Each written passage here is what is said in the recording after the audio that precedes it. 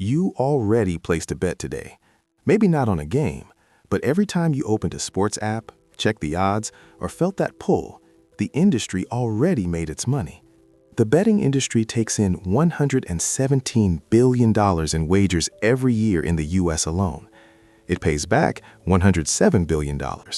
That $10 billion gap, that's not luck, that's math. We'll cover three things: how the VIG guarantees the house wins before a single game is played, why parlays are the most profitable trap ever designed, and who the two companies are that now own 2/3 of legal sports betting in America. The real product here isn't the bet, it never was.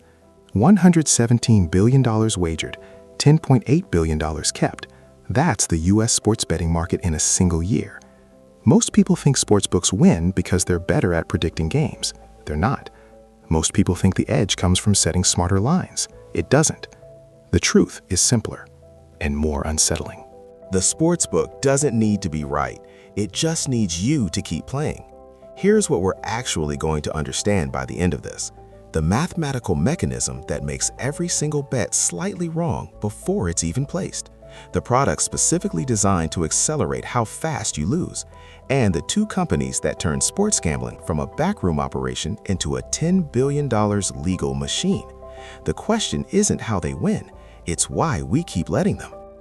October 1919, 8 players on the Chicago White Sox take money to throw the World Series. They get caught, they get banned, and for the next 100 years, America tells itself that gambling and sports don't mix. But here's what nobody talks about: the bet still happened, the bookies still operated, the money still moved, just underground, through illegal networks, through guys called bookies, who took your cash and disappeared if things went wrong. For 70 years, sports betting was everywhere. It was just invisible. Then, in 1992, Congress made it official. PASPA, the Professional and Amateur Sports Protection Act, banned legal sports betting in almost every state. The message was clear: gambling corrupts sport. Keep it out. But the underground market didn't shrink. It grew. By 2018, Americans were betting an estimated $150 billion a year illegally. All of it untaxed, none of it regulated. Every dollar going to criminal enterprises instead of state budgets. So in May 2018, the Supreme Court struck down PASPA. And overnight, therefore, what had been a $150 billion black market became the fastest growing legal industry in America. Before you answer, think about who benefits most when something illegal becomes legal: the consumer or the corporation with the capital to scale instantly. Today, 38 states have legal sports betting. The US market handles $117 billion in wagers a year, and it happened in 6 years. That's not growth, that's an unlocking. You open the app, you pick a team, you bet $110 to win $100. Seems fair, right? It isn't. Here's what's actually happening.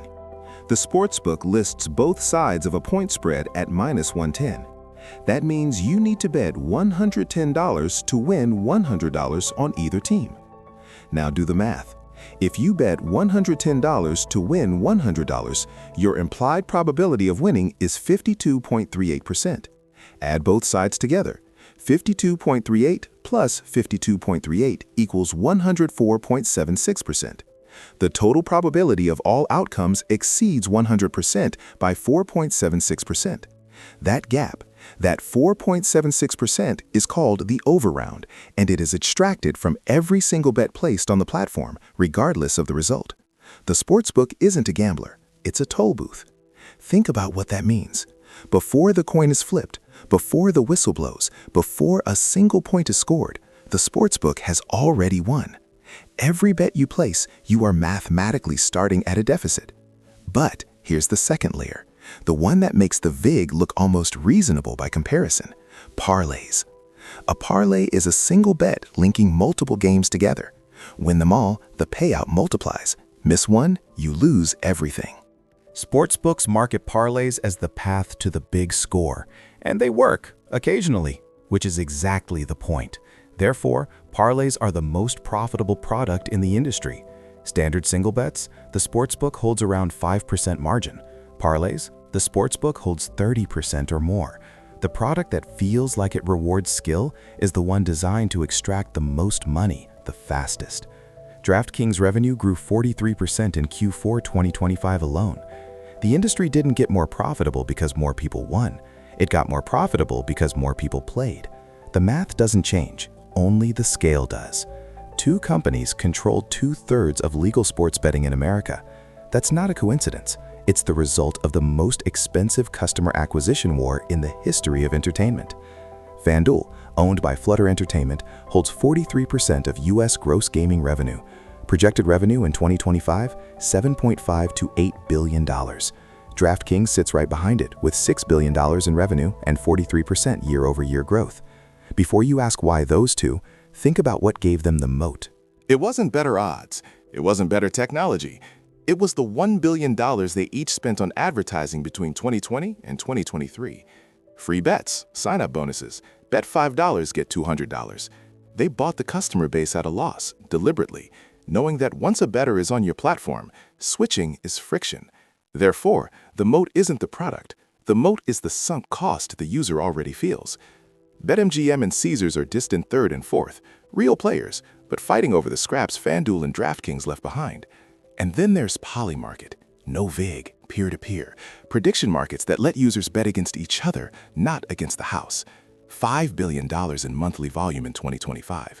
The traditional sportsbook model has never faced a structural threat like this before. Two forces are reshaping the betting industry right now, and neither of them favors the bettor. The first, AI-driven personalization.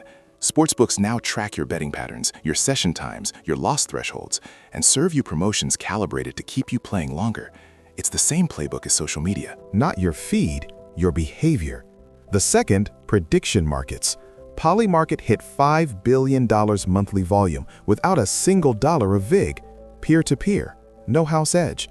The model that actually gives bettors a fair shot, and that's exactly why traditional sportsbooks are watching it like a threat. Here's the bold prediction. Within a decade, the vig disappears. Not because sportsbooks become generous, because a platform without it will take their customers. What does that mean for regular bettors? It means the window is already opening, but the sportsbooks will spend everything they have to keep it shut. The industry that sold you the chance to win is now selling your behavior back to you. This was never really about sports betting.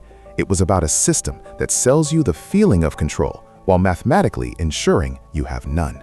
Every bet placed, every parlay constructed, every free bet offered, it's all downstream of one simple truth. The house doesn't win because it's lucky. It wins because the game was designed before you sat down. The betting industry doesn't need you to lose every bet. It just needs you to keep placing them. We opened with a bet you didn't know you'd placed. That's still true. The question is what you do with the knowledge now. If you want to understand another industry built on the same invisible architecture, how credit card companies make money not from the people who pay their balance, but from the ones who don't, that breakdown is already up. If this changed how you see it, subscribe. That's the breakdown.